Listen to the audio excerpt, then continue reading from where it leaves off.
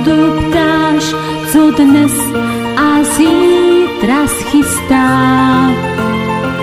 Představ si, že v kapse oříšek máš a ten ti dá moc vyzrát.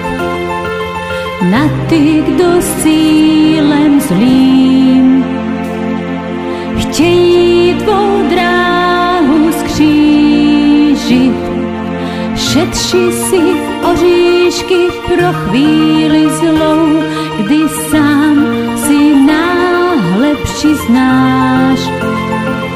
Život je pohádkou,